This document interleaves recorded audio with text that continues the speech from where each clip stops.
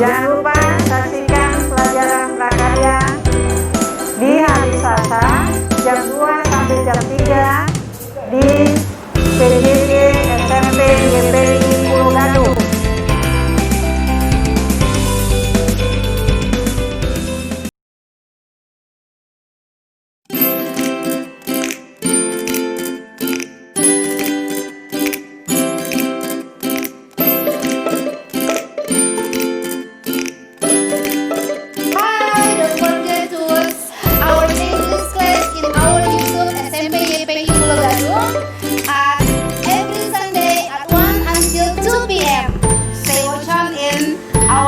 Oke, saksikan kelas bahasa Inggris di YouTube channel SMP YPI setiap hari Senin jam 1 sampai jam 2 siang di kelas bahasa Inggris. Oke, bye. Don't forget ya.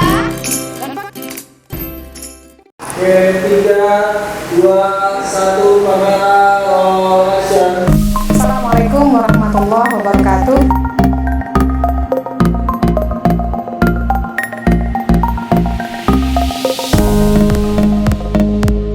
Sebelum kita mulai pembelajaran, mari kita berdoa terlebih dahulu.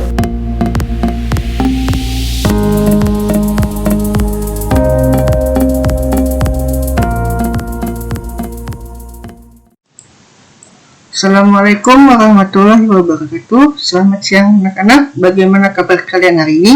Bapak berharap kalian selalu diberikan perlindungan oleh Allah, selalu dalam keadaan sehat walafiat. Amin amin ya robbal alamin ya. Bertemu lagi dengan Bapak di PJJ YPI belajar online, nggak masalah. Hari ini kita akan belajar materi PKN, Pendidikan Kewarganegaraan. Hari ini materinya adalah tentang aturan dalam masyarakat.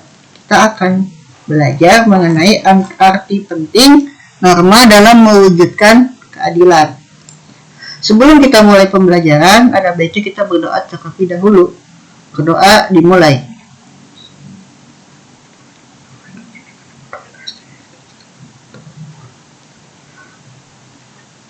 Berdoa selesai.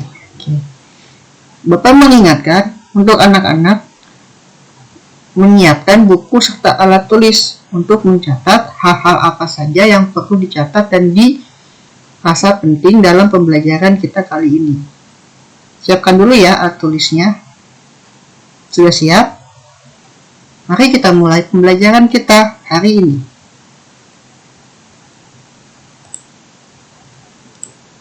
Nah, tadi Bapak sudah menyinggung bahwasanya minggu ini kita akan belajar mengenai aturan dalam masyarakat.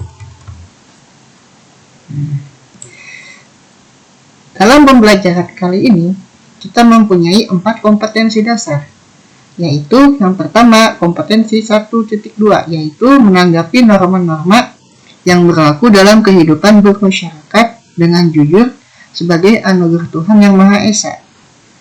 Kompetensi yang kedua yaitu 2.2 adalah menghargai norma-norma yang berlaku dalam kehidupan bermasyarakat. Sedangkan kompetensi ketiga yaitu 3.2 yaitu memahami norma-norma yang berlaku dalam kehidupan bermasyarakat untuk mewujudkan keadilan. Dan yang terakhir, kompetensi yang keempat, yaitu 4.2 adalah melaksanakan perilaku sesuai norma-norma yang berlaku dalam kehidupan bermasyarakat untuk mewujudkan keadilan. Coba kalian perhatikan peta konsep kita. Ya, kita akan belajar mengenai arti penting aturan, fungsi aturan, norma hukum aturan dalam bernegara. Kita juga akan sedikit membahas mengenai Undang-Undang Dasar 1945 Pasal 1 Ayat 3 dan Pasal 27 Ayat 1. Terus kita pada akhirnya akan belajar bagaimana cara mewujudkan keadilan di masyarakat. Ya, nanti di akhir akan diberikan tugas. Kalian bisa mengirimkan tugasnya lewat link Google Classroom yang ada di Google Classroom atau link Google Form yang sudah di-share. Linknya tidak berubah. Bapak mengingatkan bisa langsung dikirim saja menggunakan link PKN. Oke, kita mulai dari pertama. Aturan dalam masyarakat. Sebenarnya aturan dalam masyarakat itu memiliki arti penting bagi terciptanya ketertiban dan keharmonisan masyarakat. Jadi supaya segala perbedaan tidak menimbulkan perpecahan dan ketidaktertiban dalam masyarakat, maka dibuatlah peraturan atau norma. Nah, Bapak menekankan bahwasanya ternyata peraturan dan norma itu memiliki kesamaan, yaitu sama-sama merupakan aturan atau sesuatu yang harus dilakukan. Kita sudah belajar 4 macam norma. Apa saja, masih ada yang ingat? Ya, pertama kita ada norma agama, norma kesusilaan, norma kesopanan, serta norma hukum. Secara garis besar ada 4. Nanti turunannya melalui peraturan-peraturan itu banyak, ya. Nah, dari keempat ini, sebagian besar atau 3-nya ini berupa sanksinya itu merupakan sanksi sosial. Kalau norma yang satu lagi yaitu norma hukum, sanksinya itu nyata, tidak hanya berupa sanksi sosial, tetapi sanksi bisa perdata maupun pidana, jadi bisa langsung dirasakan.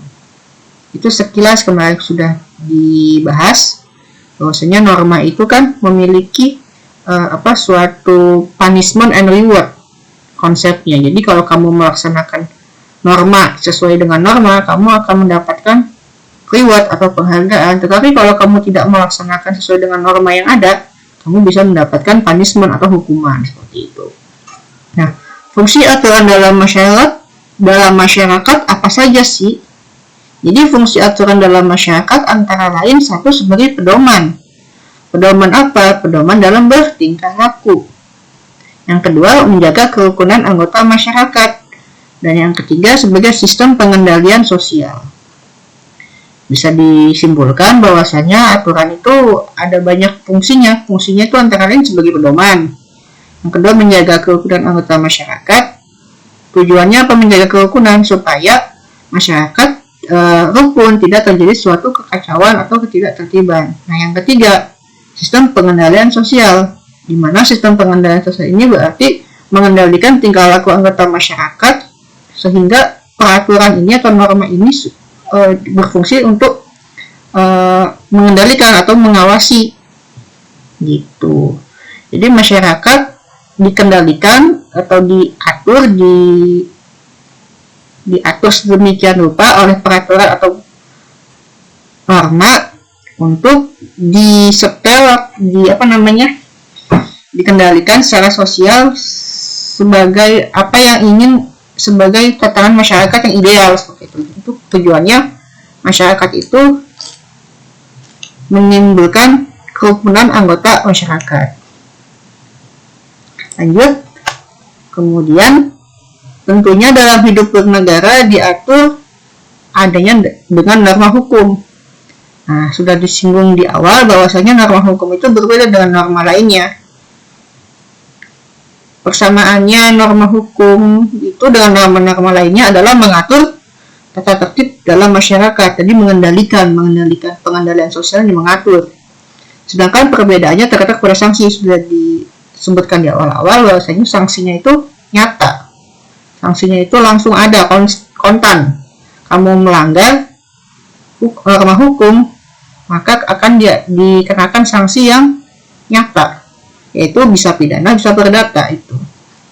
Nah, dalam kehidupan bernegara, norma hukum memiliki peranan yang lebih besar karena mengikat dan memaksa seluruh warga negara serta para penyelenggara negara, itu ya. Kemudian Bapak akan menjelaskan mengenai pasal 1 ayat 3 nih, Undang-Undang Dasar Negara Republik Indonesia tahun 1945. Jadi pasal 1 ayat 3 UUD NRI tahun 1945 itu menyatakan bahwasanya negara Indonesia adalah negara hukum. Nah, itu ya bunyinya. Jadi Indonesia adalah negara hukum. Menurut apa? Menurut pasal 1 ayat 3 UUD NRI tahun 45. Apa sih yang dimaksud dengan negara hukum? Pasti bingung kan? Negara hukum itu apa? Negara hukum. Negara hukum itu adalah negara yang mendasarkan segala sesuatunya itu, baik yang tindakan yang tindakan maupun pembuatan lembaga negara pada hukum tertulis atau tidak tertulis. Jadi nanti negara hukum itu adalah negara yang mengataskan hukum di atas segala-galanya. Gitu. Segala sesuatunya harus berdasarkan hukum. Itu disebut negara hukum. Dan Indonesia berdasarkan pasal 1 ayat 3 UUD NRI tahun 1945 merupakan negara hukum. Menurut AFIDC, negara hukum itu mengandung 3 unsur, yaitu 1. Supremacy of law, yang kedua equality before law, yang ketiga human rights. Supremacy of law itu apa sih? Supremacy of law itu adalah menempatkan hukum di atas segala-galanya, dalam arti tidak boleh ada kesewenang-wenangan sehingga seseorang warga harus dihukum jika melanggar hukum. Supremacy of law ini mengedepankan hukum. Yang kedua, equality before law. Artinya apa? Artinya setiap warga negara atau setiap orang di negara tersebut kedudukannya sama di depan hukum.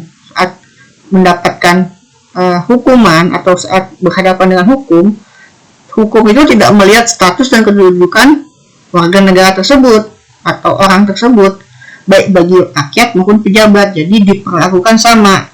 Makanya disebut equality before law. Persamaan sebelum adanya hukum. Jadi saat dihadapkan dengan hukum, masyarakat itu sama kedudukannya, tidak memandang kasta. Yang ketiga, human rights. Human rights ini adalah hak asasi manusia. Nah, diakui dan dijaminnya HAM dalam undang-undang atau keputusan pengadilan. Jadi, menurut AFIDC, negara hukum itu mengandung 3 unsur, yaitu pertama supremacy of law. Harus ada supremacy of law di negara tersebut. Kemudian equality before law yang harus ada. Yang ketiga, adanya pengakuan human rights atau hak asasi manusia, baik melalui undang-undang atau keputusan pengadilan. Barulah suatu negara bisa dikatakan negara hukum jika memenuhi 3 unsur yang dikemukakan oleh AFIDC ini. Gitu.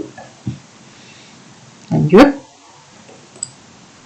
Yang ketiga, kita belajar jaminan Undang-Undang Negara Republik Indonesia tahun 45 bahwa Indonesia negara hukum dapat ditemukan juga dalam pasal 1 ayat 3 dan pasal 27 ayat 1 di Undang-Undang Dasar NRI tahun 45.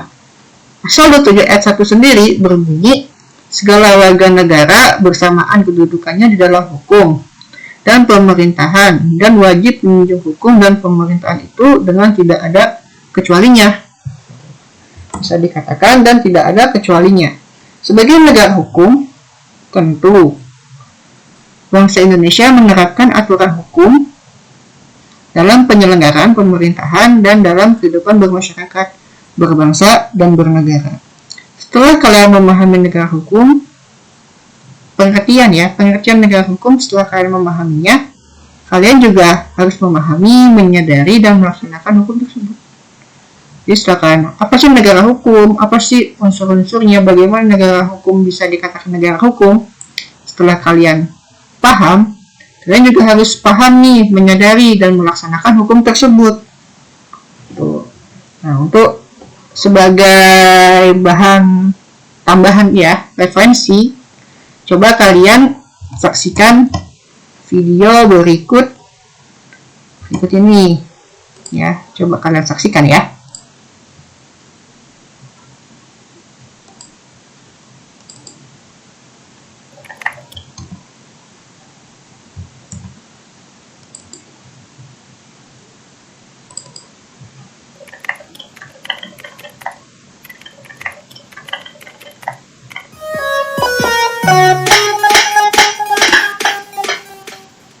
Selamat malam. Kami himbau kepada Sebentar.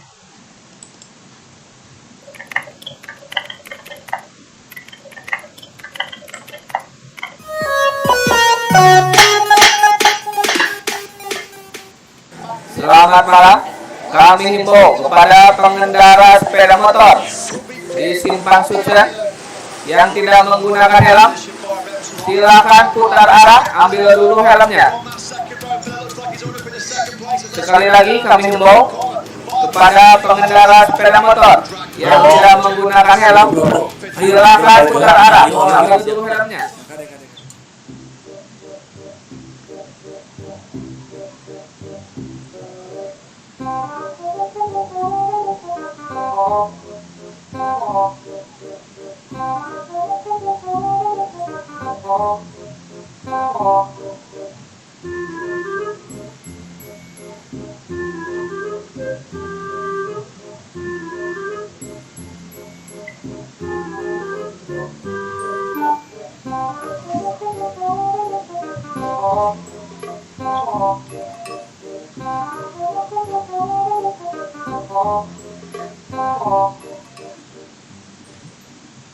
Kami himbau kepada adik yang berseragam SD di Simpang 13, silahkan putar arah kembali ke rumah.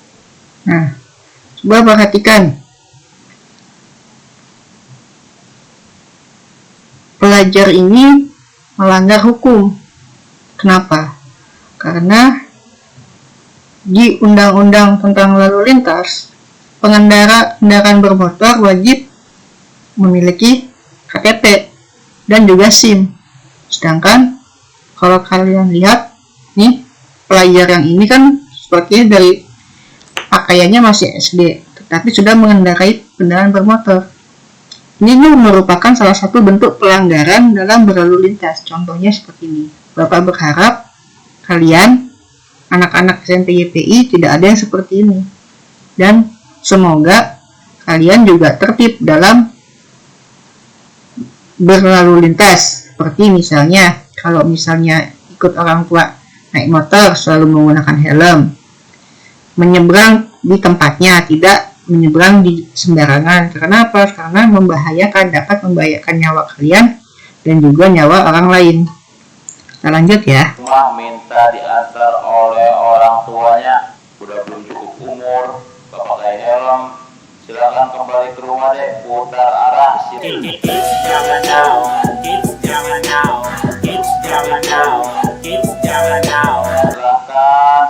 Silakan.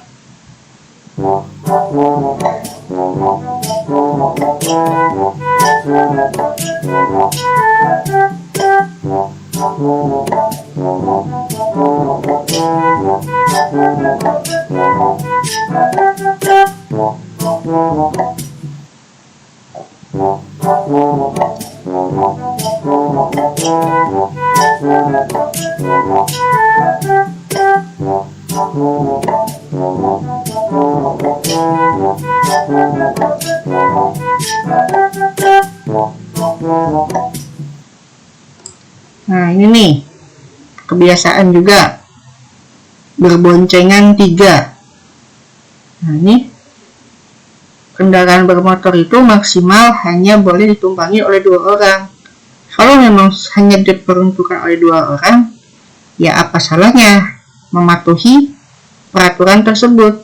Jangan ditambah-tambahin bonceng 3 atau bonceng 4 bahkan dengan alasan apapun, karena dengan kalian melakukan bonceng 3, bonceng 4 itu sudah melanggar hukum dengan sendirinya.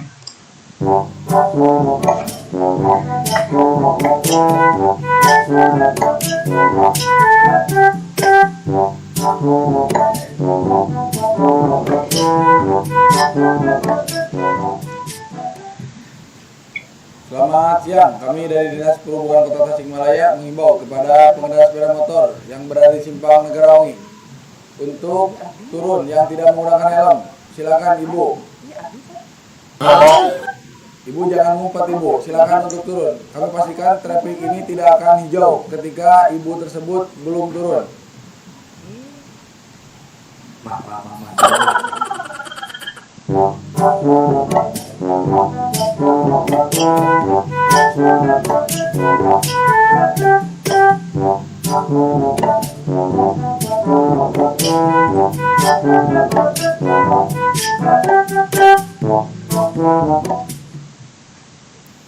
Assalamualaikum warahmatullahi wabarakatuh. Kami dari Dinas Perhubungan Kota Tasikmalaya menghimbau kepada itu Neng yang memakai sepeda motor berwarna hijau agar segera memakai helmnya. Silakan Neng untuk pulang ke rumah dan membawa helmnya. Hey, Neng yang memakai sepeda motor hijau agar pulang ke rumah dan segera memakai helmnya. Neng, hei. Dan selanjutnya kepada Aang yang memakai jaket levis dan memakai sepeda motor berwarna biru agar pulang ke rumah.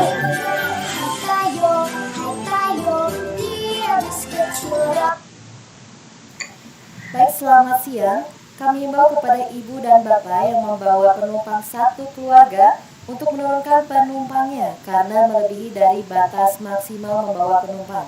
Silakan untuk para penumpangnya untuk menepi dan mencari angkutan umum untuk melanjutkan perjalanannya. Silakan untuk menepi. Dan kami himbau juga untuk para pengguna sepeda motor untuk tetap menggunakan helm berstandar nasional selama berkendara sepeda motor. Terima kasih, selamat siang. Kami himbau kepada pengendara sepeda motor dari arah gunung sebelah, pengendara motor Vario warna putih, agar menggunakan helm. Sekali lagi kami himbau kepada pengendara sepeda motor Vario warna putih, agar menggunakan helm. Terima kasih. Wow, kamu ketahuan nggak pakai helm di persimpangan oleh operator. Selamat siang, selamat datang di Simpang Gunung Sabelah. Kami himbau kepada teteh yang memakai sepeda motor berwarna merah, yang memakai baju berwarna belang putih, agar memakai masker. Kepada teteh, kenapa teteh tidak memakai masker? Ya, karena untuk saat ini wali kota sudah mewajibkan semuanya yang keluar rumah harus memakai masker. Sekali lagi teteh, silakan untuk pulang ke rumah dan memakai maskernya ya. Karena untuk saat ini kita diwajibkan untuk menggunakan masker saat keluar rumah ya. Karena semuanya juga yang pengguna jalan semua memakai masker. Silakan teteh untuk pulang ke rumah dan memakai maskernya ya.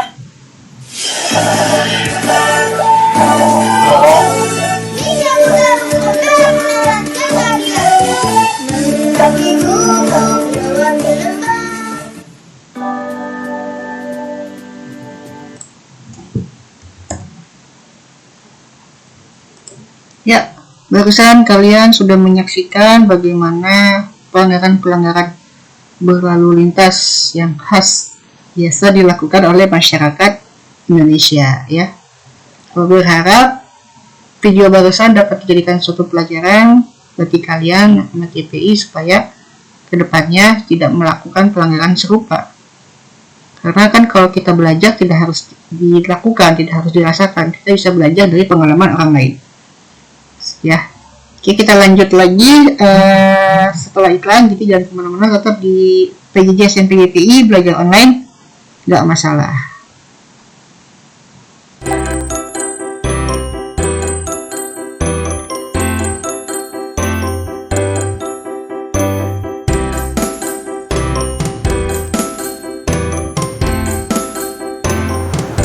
Jangan lupa saksikan pelajaran prakarya di hari Selasa jam 2 sampai jam 3 di PJJ SMP YPI Pulau Gadung.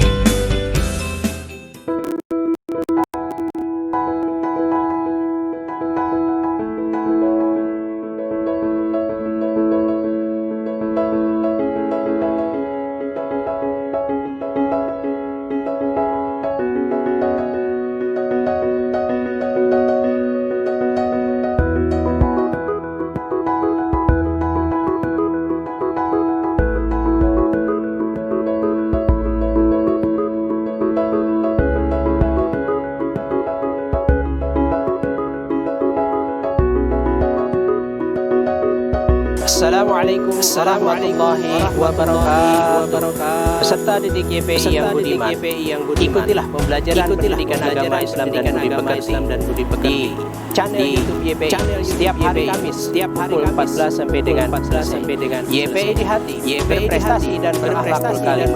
Subhanallah, subhanallah, wala ilaha illallah, wallahu akbar. Assalamualaikum warahmatullahi wabarakatuh.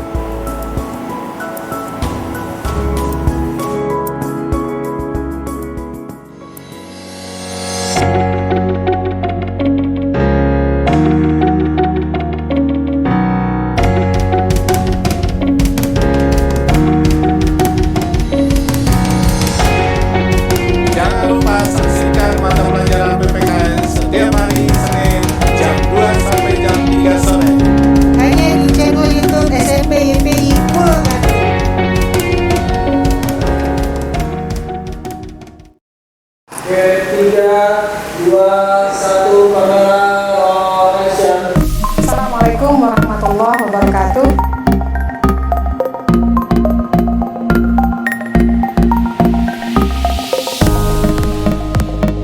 Yuk, sebelum kita mulai pembelajaran, mari kita berdoa terlebih dahulu.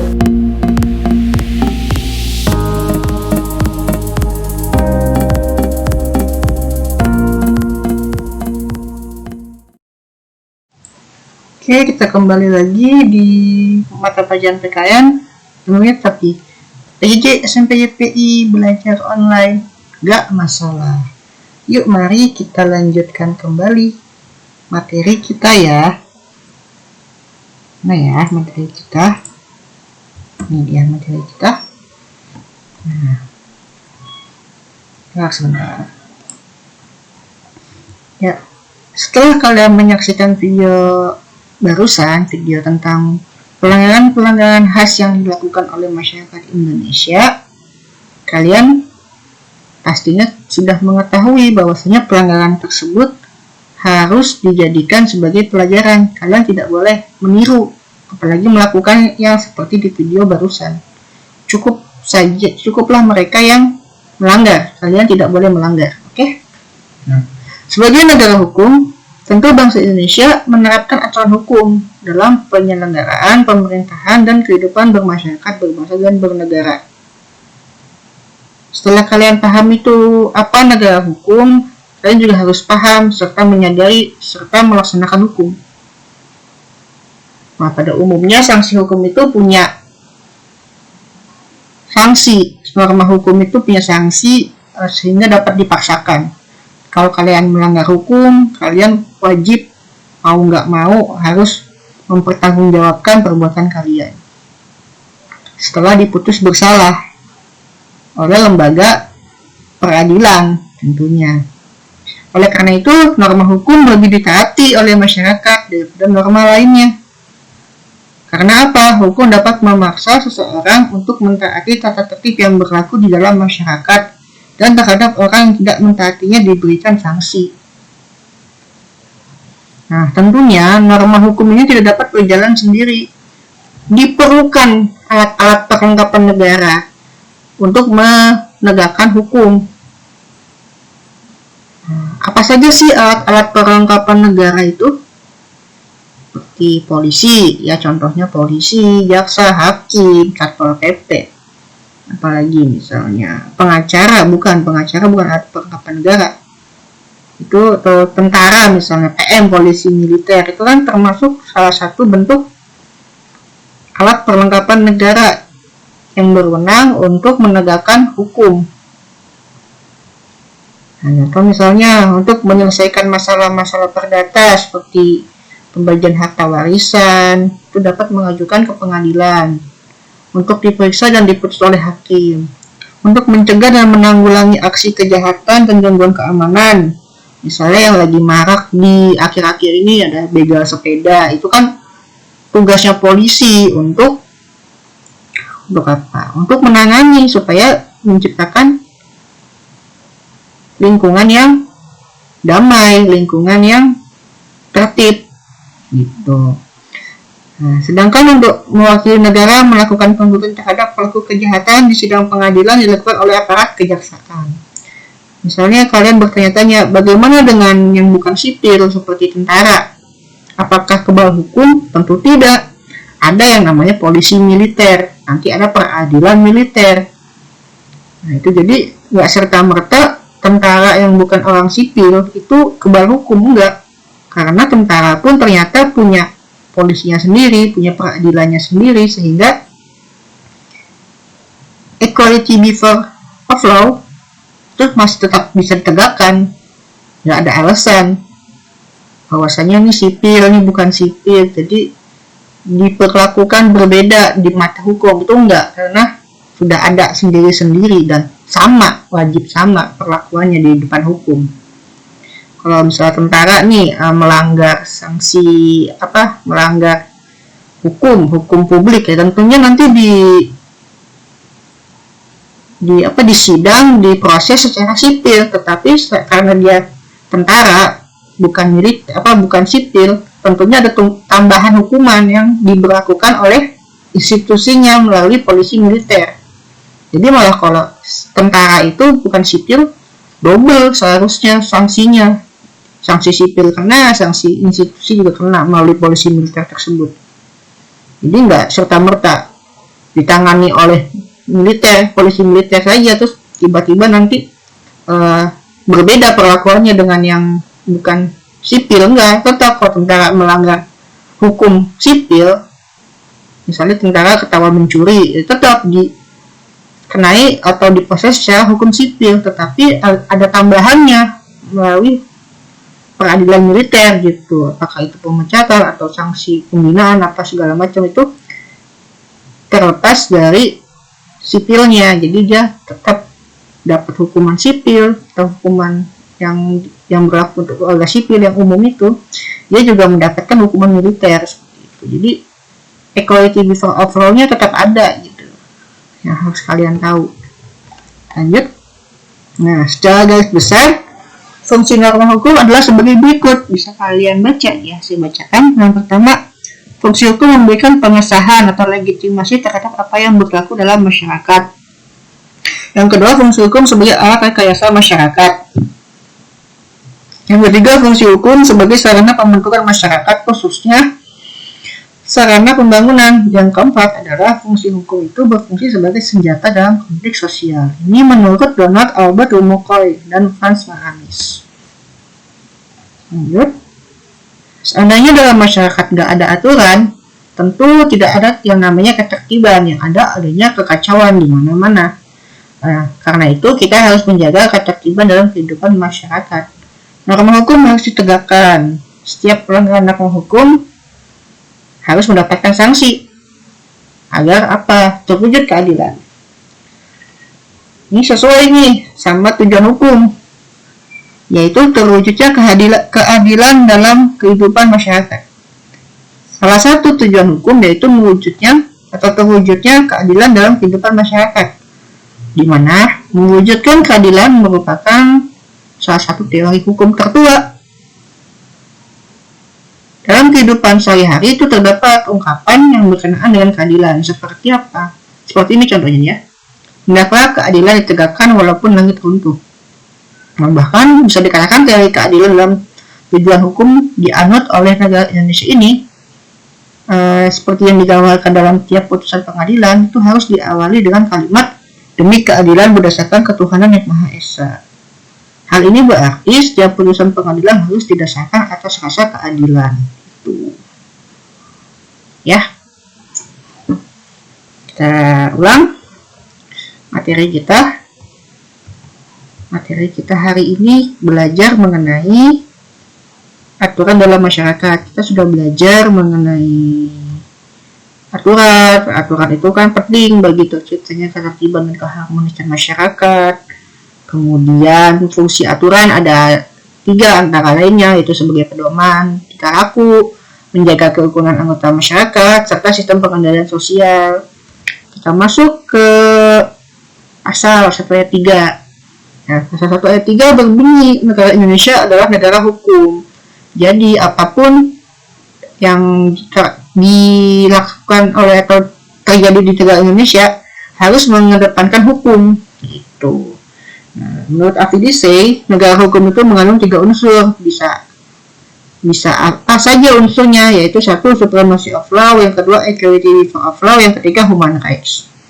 Nah, kalau tadi pasal 1 ayat 3 berbunyi negara Indonesia adalah negara hukum, pasal 27 ayat 1 bunyinya beda. Bunyi dari pasal 27 ayat 1 adalah segala warga negara bersamaan kedudukannya di dalam hukum dan pemerintahan, dan wajib menjunjung hukum dan pemerintahan itu dengan tidak ada kecualinya. Nah, pasal 1 ayat 3 ini bisa dikatakan, pasal 27 ayat 1 ini bisa dikatakan sebagai pasal yang menjiwai atau rohnya equality before of law, di mana equality before of law itu adalah keadaan di mana masyarakat itu harus sama di mata hukum. Jadi kedudukan masyarakat di depan hukum itu adalah sama gitu. Nah, pasal 1 ayat 3 Ini melambangkan supremacy of law, di mana tidak ada kesewenang-wenangan, tidak boleh ada kesewenang-wenangan sehingga seseorang warga harus dihukum jika melanggar hukum. Ini rohnya itu pasal 1 ayat 3, negara Indonesia adalah negara hukum. Jadi segala sesuatu itu didasarkan atas hukum, udah titik. Segala sesuatu didasarkan atas hukum, supremacy of law. Nah, lanjut. Kemudian kita sudah juga belajar tentang alat-alat kelengkapan negara untuk menegakkan hukum. Apa saja, misalnya kepolisian, ada jaksa, hakim, Satpol PP juga termasuk. Ya, oke.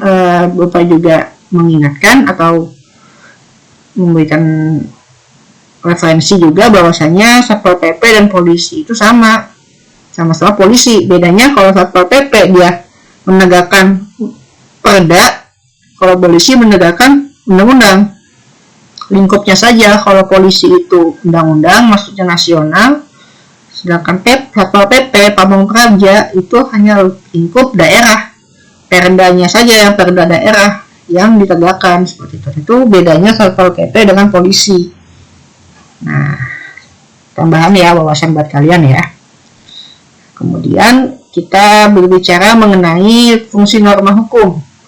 Fungsi norma hukum itu secara garis besar sebagai berikut, yaitu memberikan pengesahan atau legitimasi sebagai alat rekayasa masyarakat, yang ketiga sebagai sarana pembentukan masyarakat, yang keempat sebagai senjata dalam konflik sosial. Nah, lanjut.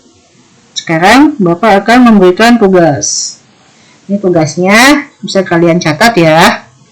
Tugas nomor 1, coba kalian sebutkan 3 fungsi aturan dalam masyarakat. Nomor 2, norma hukum bersifat mengikat dan memaksa. Kepada siapa? Yang ketiga, coba tuliskan pasal 1 ayat 3 dan pasal 27 ayat 1 Undang-Undang Dasar 1945.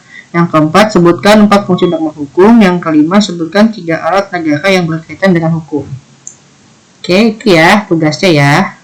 Bapak berharap tugasnya dapat dikerjakan dengan baik. Oke. Sekian pertemuan kita minggu ini. Bapak berharap anak-anak tetap menjaga kesehatan, tetap pakai masker, jangan keluar rumah kalau tidak penting. Bapak berharap, mari kita berdoa bersama-sama, pandemi di Jakarta ini segera berakhir sehingga kehidupan di Jakarta kembali normal. Kita bisa bersekolah, bisa tatap muka, bisa melakukan aktivitas KBM seperti biasa. Oke, akhir kata Bapak mengucapkan Assalamualaikum warahmatullahi wabarakatuh. Kita kembali minggu depan tetap di PJJ-PI belajar online, nggak masalah. Bye. 3, 2, 1, kamera.